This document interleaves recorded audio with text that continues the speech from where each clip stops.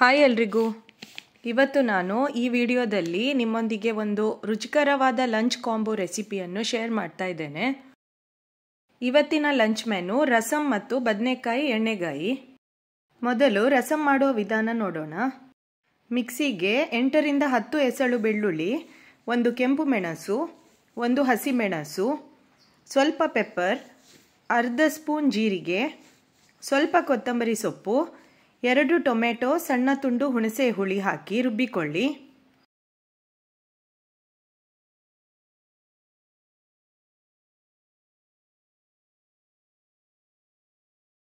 ಬಾಣಲೆಗೆ 1 spoon ಎಣ್ಣೆ ಹಾಕಿ ಸ್ವಲ್ಪ ಸಾಸಿವೆ, ಕೆಂಪು ಮೆಣಸು ಮತ್ತು ಕರಿಬೇವು ಹಾಕಿ ಒಗ್ಗರಣೆ ಮಾಡಿ.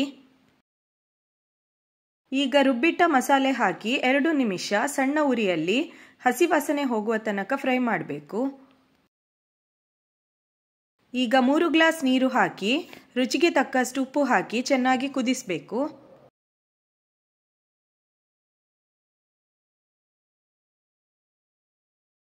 ಕೊನೆಯಲ್ಲಿ ಕೊತ್ತಂಬರಿ ಸೊಪ್ಪನ್ನು ಸೇರಿಸಿದರೆ ರುಚಿಕರವಾದ ರಸಂ ರೆಡಿ ಆಗ್ತದೆ.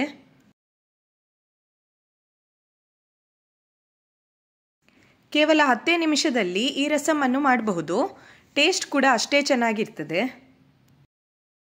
ಬಿಸಿ ಬಿಸಿ ಅನ್ನದ ಜೊತೆಗೆ ಸ್ವಲ್ಪ ತುಪ್ಪ ಮತ್ತು ಈ ರಸಂ ಹಾಕಿ ಊಟ ಮಾಡಿ ನೋಡಿ, ನಿಮಗೆ ಖಂಡಿತ ಇಷ್ಟ ಆಗ್ತದೆ.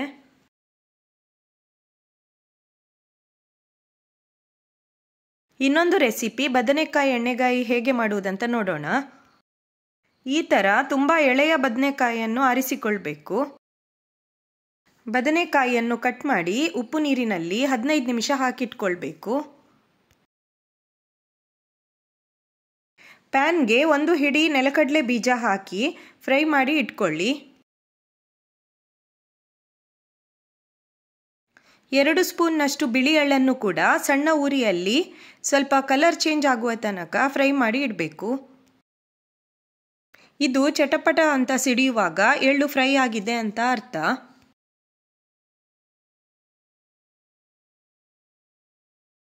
ಒಂದು ಹಿಡಿಯಷ್ಟು ತೆಂಗಿನಕಾಯಿ ತುರಿಯನ್ನು ಕೂಡ ಸಣ್ಣ ಉರಿಯಲ್ಲಿ 2 ನಿಮಿಷ ಫ್ರೈ ಮಾಡಿ ಇಡಿ.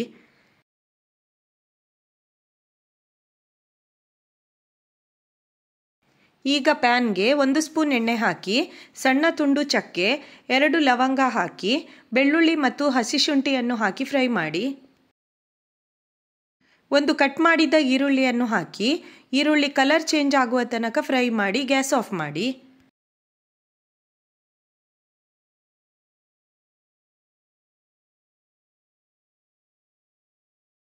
ಈಗ ಫ್ರೈ ಮಾಡಿದ ಕಡಲೆ ಬೀಜ, ಬಿಳಿ ಎಳ್ಳು ಮತ್ತು ತೆಂಗಿನಕಾಯಿ ತುರಿಯನ್ನು ಮಿಕ್ಸಿಯಲ್ಲಿ ಪೌಡರ್ ಮಾಡಿ.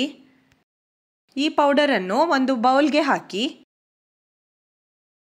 ಈಗ ಹುರಿದಿಟ್ಟ ಈರುಳ್ಳಿ, ಬೆಳ್ಳುಳ್ಳಿ ಎಲ್ಲವನ್ನು ಮಿಕ್ಸಿಗೆ ಹಾಕಿ ಇದಕ್ಕೆ 1.5 ಸ್ಪೂನ್ ಮೆಣಸಿನ ಪುಡಿ, ಸ್ವಲ್ಪ ಅರಿಶಿನ, ಸ್ವಲ್ಪ ಗರಂ ಮಸಾಲ ಪೌಡರ್, 1 ಸ್ಪೂನ್ ಕೊತ್ತಂಬರಿ ಪುಡಿ, ಸ್ವಲ್ಪ ಬೆಲ್ಲದ ಪುಡಿ, ಸಣ್ಣ ತುಂಡು ಹುಣಸೆ ಹುಳಿ ಮತ್ತು ನೀರು ಹಾಕಿ ನುಣ್ಣಗೆ ಗ್ರೈಂಡ್ ಮಾಡಿ.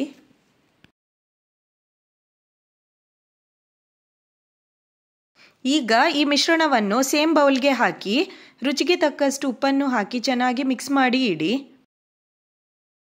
ಕಟ್ ಮಾಡಿ ಇಟ್ಟ ಬದನೆಕಾಯಿಗೆ ಈ ಮಿಶ್ರಣವನ್ನು ಹೀಗೆ ತುಂಬಬೇಕು.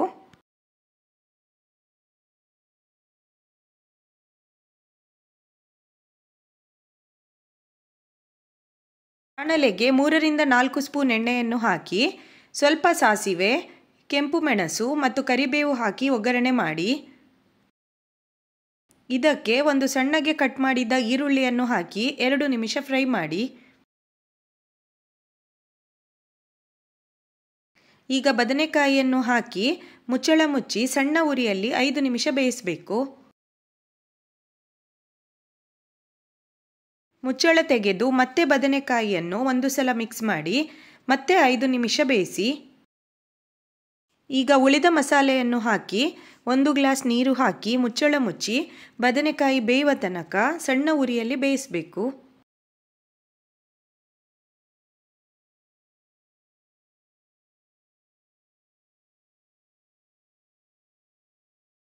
ಹೀಗೆ ಎಣ್ಣೆ ಸಪರೇಟ್ ಆಗುವಾಗ ಇದು ರೆಡಿಯಾಗಿದೆ ಅಂತ ಅರ್ಥ. ಕೊನೆಗೆ ಕೊತ್ತಂಬರಿ ಸೊಪ್ಪನ್ನು ಹಾಕಿ ಚೆನ್ನಾಗಿ ಮಿಕ್ಸ್ ಮಾಡಿ ಗ್ಯಾಸ್ ಆಫ್ ಮಾಡಿ. ಇದನ್ನು ಬಿಸಿಯಾಗಿರುವಾಗಲೇ ತಿನ್ನಬೇಕು, ತುಂಬ ರುಚಿಯಾಗಿರ್ತದೆ.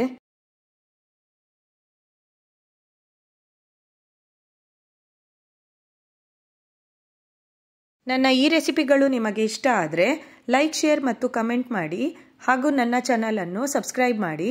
ಇನ್ನೊಂದು ಹೊಸ ರೆಸಿಪಿಯೊಂದಿಗೆ ಮತ್ತೆ ಸಿಗೋಣ. ಬಾಯ್ ಎಲ್ರಿಗೂ.